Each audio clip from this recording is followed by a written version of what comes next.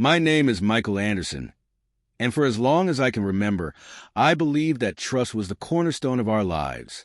I prided myself on my steady job as a regional logistics manager in Georgia, our comfortable home in a quiet suburb, and, most of all, my decade-long marriage to Jessica. We had built our life together on shared dreams, familiar routines, and the simple pleasures of family dinners and weekend outings. I trusted her implicitly.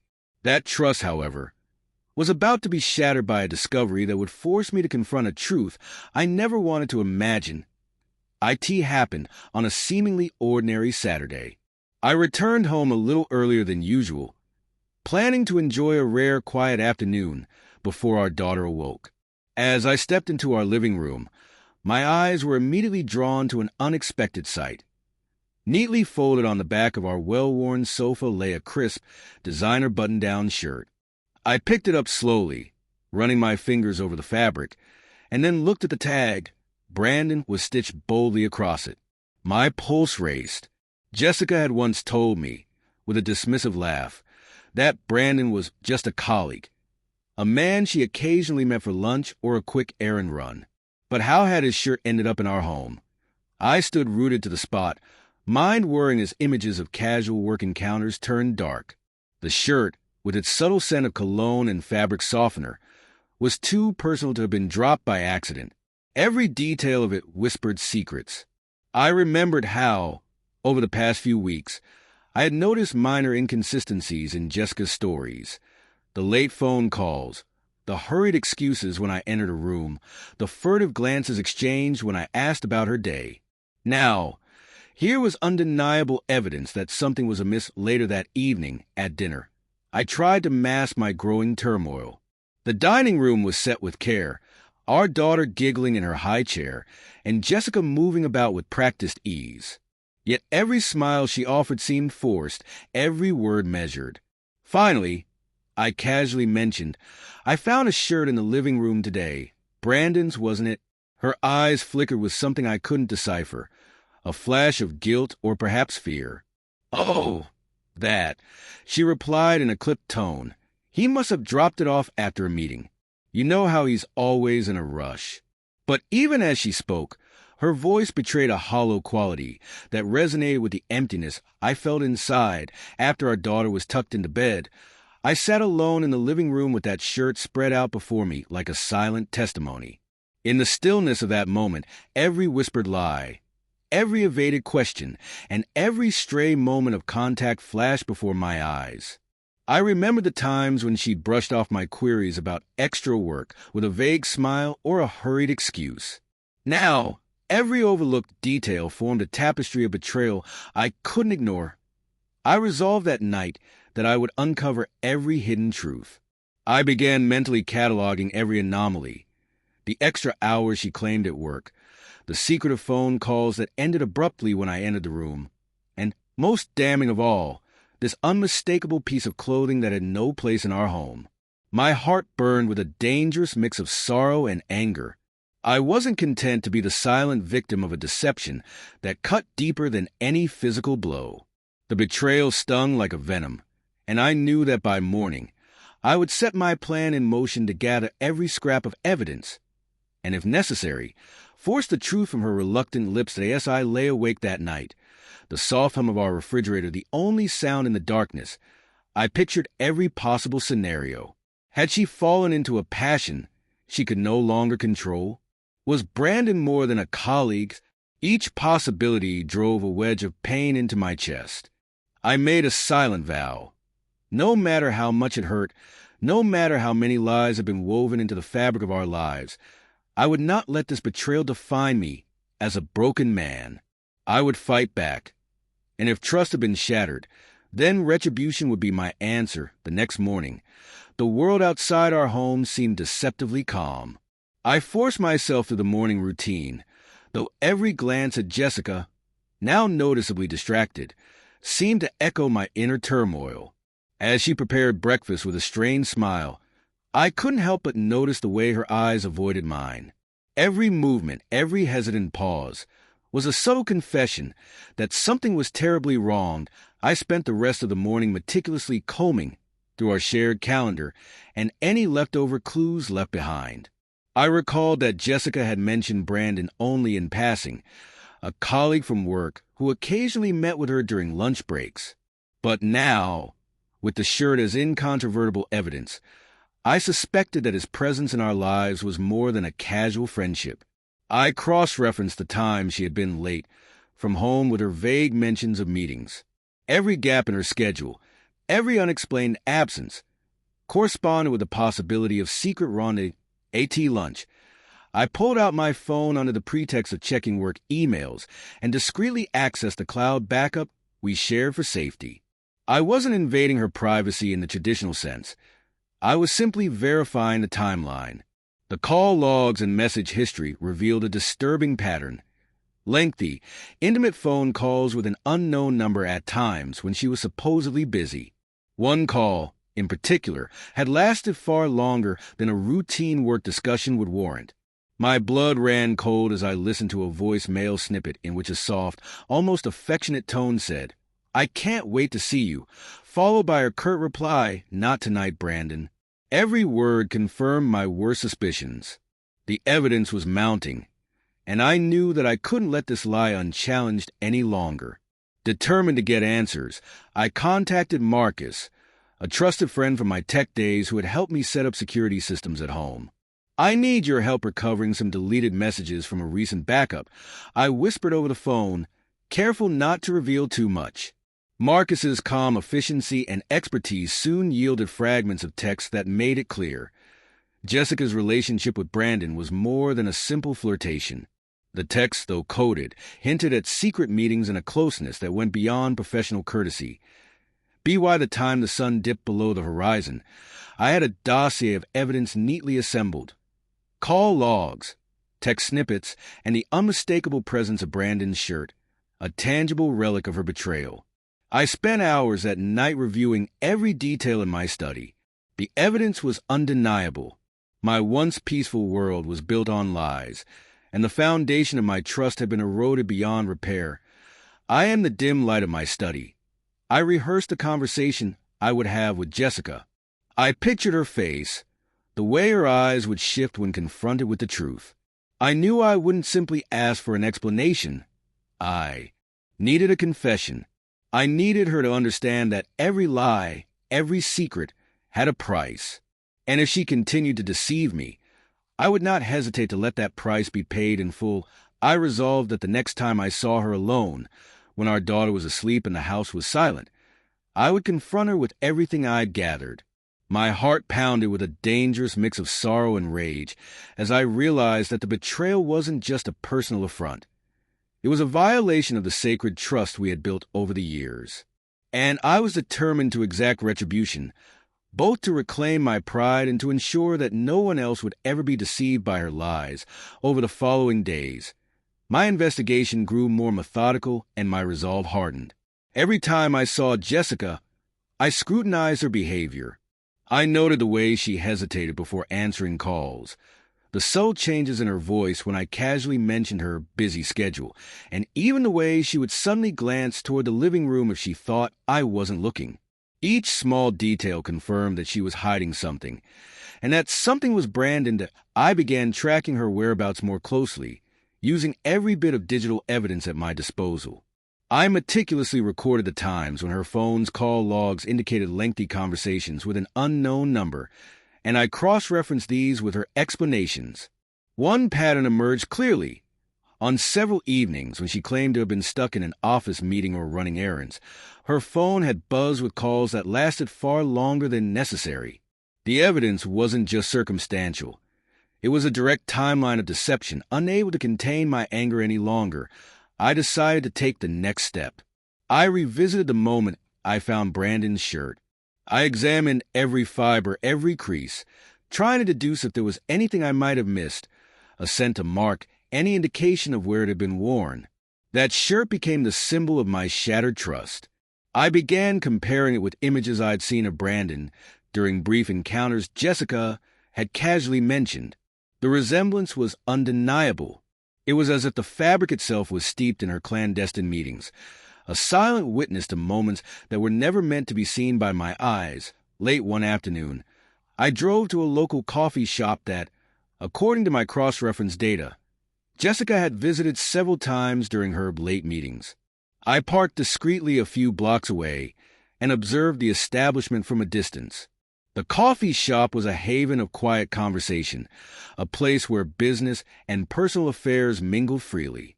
As I scanned the faces of the patrons, I spotted a man wearing a shirt strikingly similar to the one I had found at home, a man with an air of casual confidence and a well-groomed appearance that spoke of a refined lifestyle. I took photos discreetly, committing every detail to memory. This man, I realized, was not merely a co-worker. He was a key player in a scheme that had been orchestrated behind my back home that night. I expanded my investigation. I began combing through online forums and social media for any mention of Brandon in connection with Jessica's workplace. I discovered that a few co-workers had commented on how often Jessica was seen laughing with Brandon at after-work gatherings, and how he seemed to be more than just a colleague. The pieces of the puzzle were coming together, and with each discovery, my anger transformed into a cold, determined resolve. I started training physically with a new intensity. Every punch thrown at the heavy bag was an outlet for the rage that had built up inside me, a silent promise that if betrayal was the price of my trust, then I would collect every cent of it in pain and retribution. My friend Marcus often reminded me that vengeance was a double-edged sword, but in those moments of raw, unfiltered anger, his words fell on deaf ears that night. As I sat alone in my study surrounded by printed call logs, text snippets, and the haunting image of Brandon's shirt, I made a fateful decision. I would confront both the man and the secret he embodied. I would track Brandon down to his next known location and force a confession, by any means necessary. The digital breadcrumbs led me to an upscale bar in downtown Atlanta, a place known for its discreet clientele and dimly lit corners. I could almost taste the reckoning that awaited me. The night of confrontation arrived with a foreboding chill in the air. I parked my car in a shadowed lot near the Velvet Lounge, a downtown bar that exuded a dangerous blend of elegance and secrecy. Every detail of that night had been planned meticulously in my mind. The precise time, the exit strategy, even the moments before the inevitable clash inside the bar, the atmosphere was thick with cigarette smoke and low, pulsating jazz. I blended into the crowd, my eyes scanning for the man who had become the embodiment of my betrayal. It wasn't long before I saw him, Brandon, leaning casually against the polished mahogany bar, laughing with a group of acquaintances. His shirt, unmistakably similar to the one I had found at home, seemed to glow under the soft, ambient lighting. Every movement he made exuded a confidence that now filled me with a simmering rage. I moved deliberately toward him, each step measured and heavy with the promise of retribution. When I was within a few feet, I interrupted his laughter. "Brandon," I said in a voice low and dangerous, "we need to talk."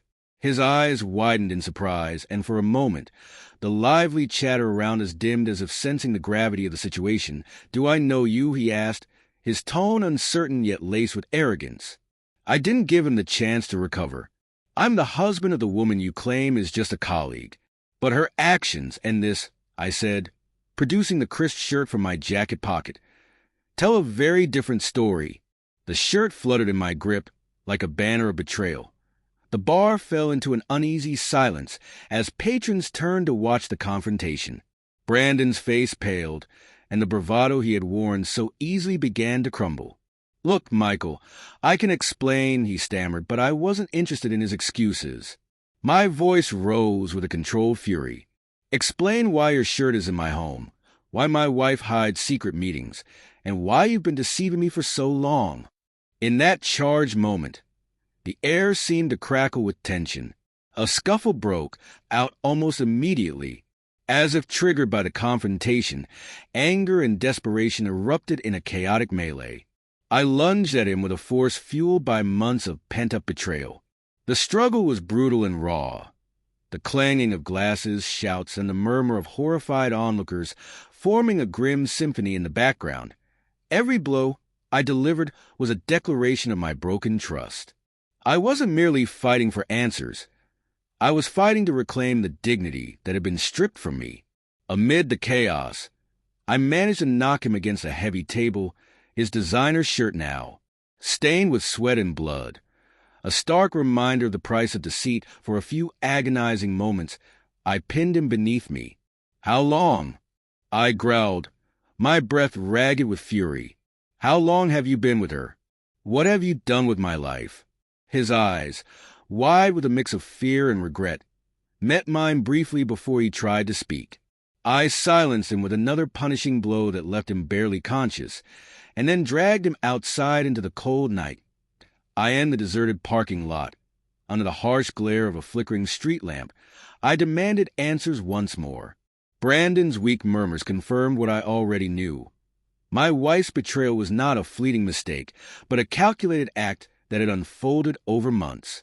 My fists, still trembling with adrenaline, had delivered a message I hoped would echo in his mind for years to come. Betrayal comes at a cost. I left him battered on the cold pavement, the image of his crumpled form seared into my memory. The night air was heavy with the stench of blood and regret as I drove away, knowing that this confrontation was only the beginning. I had taken a decisive step into a world of retribution from which there was no turning back. In the days that followed, our home transformed from a sanctuary of love into a battlefield scarred by betrayal. Every room, every object, became a silent witness to the shattered trust between Jessica and me. I returned to our house with the weight of the confrontation pressing on my soul. Jessica's eyes, once filled with warmth and laughter, now flickered with guilt and fear. A stark admission of the double life she had led. I tried to maintain a facade of normalcy for the sake of our daughter, but the atmosphere was thick with unspoken words. Every whispered conversation between Jessica and herself, every furtive glance cast in my direction, reminded me that nothing was as it once was. I was no longer the trusting husband. I was an avenger, consumed by the need to see that every lie be repaid. Late at night, I sat in our dimly lit living room, reviewing every scrap of evidence I had meticulously collected. The call logs, the text messages, the photos from the coffee shop, and most haunting of all, the shirt that had ignited this entire nightmare. With each piece of evidence, my resolve hardened further. I knew that the pain of betrayal ran too deep to ever be forgotten. I had to confront Jessica again, not simply for the sake of the truth, but to ensure that she understood the consequences of her choices. One rainy morning, I found her sitting quietly at the kitchen table, her eyes red from crying. "Jessica," I said softly, "we need to talk." Her voice trembled as she looked up. In that moment, every lie, every half-truth, and every stolen moment came crashing down. With a mix of anger and heartbreak, I demanded that she tell me everything. How long had this been going on, who else was involved, and why she had let our lives fall apart. The conversation that followed was raw and painful. Her apologies rang hollow, and her words only deepened the chasm between us. I didn't seek her forgiveness. I sought retribution. I made it clear that my vengeance would not end with a single confrontation. Every secret, every hidden call, every night spent deceiving me would be repaid in kind. I knew that the physical violence I had already unleashed was only the beginning. The true punishment would be a lifetime of unending reminders that trust, once broken, can never be restored. In the weeks that followed, I isolated myself from friends and family who tried to counsel me, determined to see my plan through. I continued training rigorously, honing my body into the perfect instrument of retribution. Each night, I would drive through the quiet streets of our neighborhood, every mile a reminder of the betrayal that had stolen my innocence. I became a shadow, a man whose eyes burned with a cold, unyielding resolve. I eventually began planning further encounters with those who had been a part of Jessica's secret life. It wasn't just Brandon. There were whispers of others, names and faces that had appeared in encrypted texts and behind closed doors. The network of deceit spread far wider than I had imagined. Each new discovery deepened the darkness inside me. I was no longer fighting for the memory of a lost love. I was fighting for my honor, for the shattered pieces of trust that could never be put back together. One final confrontation loomed. a moment when I would force Jessica to face the consequences of her choices. I arranged a meeting in the quiet hours of a rainy night. In the cold light of dawn, with our daughter oblivious to the storm raging within our home, I confronted her one last time. The confrontation was brutal and unrelenting, a culmination of months of suppressed anger and heartache.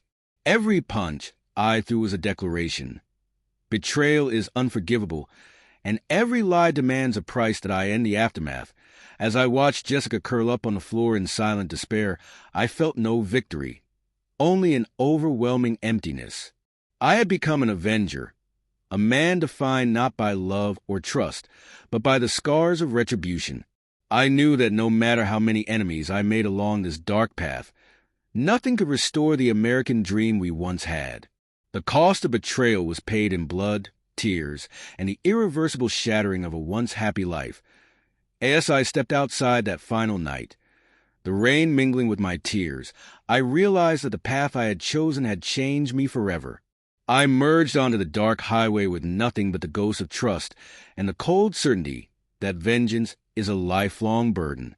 Every mile I drove was a reminder that the price of deception is steep, and that in the end, even an avenger must live with the ghost of his own choices. That a few days after that final, shattering night, I found myself driving aimlessly down dark, rain-soaked highways. The city lights blurred past me as if to erase the remnants of a life I once knew. I had left our home behind, a place that once symbolized security and trust, now reduced to a battleground of betrayal and blood. Every mile I put between myself and that shattered existence was a bitter reminder that vengeance comes at a steep price. At first, I believed that by inflicting punishment on those who betrayed me, I reclaimed some semblance of honor. Yet as the days wore on, the victory felt hollow. The faces of Brandon and Jessica haunted my dreams, and each quiet moment was punctuated by the sound of my own heartbeat, a grim metronome counting down to inevitable reckoning. I couldn't escape the feeling that my actions had opened a door I couldn't close. One rainy night, as I pulled into a nearly deserted motel on the outskirts of Atlanta, I realized that the darkness inside me was spreading. In the small, cramped room, the flickering neon sign outside my window cast restless shadows on the walls. I sat on the edge of a stained bed, replaying the final confrontation over and over in my mind. The raw fury, the taste of blood, the finality of Jessica's broken. Please, all of it merged into a single, inescapable truth. I had become a man defined by retribution, and in doing so, I had lost a part of myself that could never be reclaimed. Determined to continue my mission, I began to dig deeper into the network of deceit that had entangled my wife. It wasn't enough to confront Brandon. I needed to unravel every thread, every secret contact, every hidden meeting. I spent sleepless nights poring over old messages, scouring online forums, and even tracking down acquaintances who might have known more about Jessica's double life. Each discovery brought more names and faces into focus, shadowy figures operating in the margins of a respectable world, all connected by the fragile thread of betrayal. One name, in particular, surfaced repeatedly, a man known only as Carter. The name was cryptic, yet its frequent appearance in encrypted messages suggested that he was the mastermind behind much of the illicit network. Fueled by a mix of anger and desperate curiosity, I embarked on a relentless pursuit to find Carter. Every lead took me deeper into a labyrinth of underground meetings and covert operations, where loyalty was traded for profit and trust was a currency long since devalued. I was no longer just a betrayed husband. I had become an investigator of my own shattered destiny. In a seedy backroom of a downtown club, I finally encountered one of Carter's associates, a wiry man with eyes that burned with calculated malice. Their conversation, overheard from a concealed corner, hinted at shipments of discretionary services and the disposal of evidence that connected high-level insiders to Jessica's secret liaisons. It was then that I realized the extent of the betrayal. It wasn't merely a personal failing, but a systemic rot that had seeped into every corner of our lives. The weight of this revelation pressed on me like a crushing burden, but it also stoked the flames of my determination. I had to expose the entire network. Even if it meant sacrificing what little of my former self remained, the more I delved into this hidden underworld, the more I felt the pull of the darkness. I began training even harder, every punch in the gym a way to channel the rage that threatened to consume me entirely. My nights blurred into a montage of clandestine meetings, brutal skirmishes, and a growing sense that the line between justice and revenge had long since vanished. I was driven by an unyielding desire to make every deceiver, every liar, and every conspirator pay for their part in my unraveling. Yet even as I carved a path of retribution, there were moments of grim introspection. In the silent hours before dawn, I found myself questioning whether I had become the monster I sought to destroy. My reflection in a cracked mirror bore the scars of both physical battles and a soul marred by endless vengeance.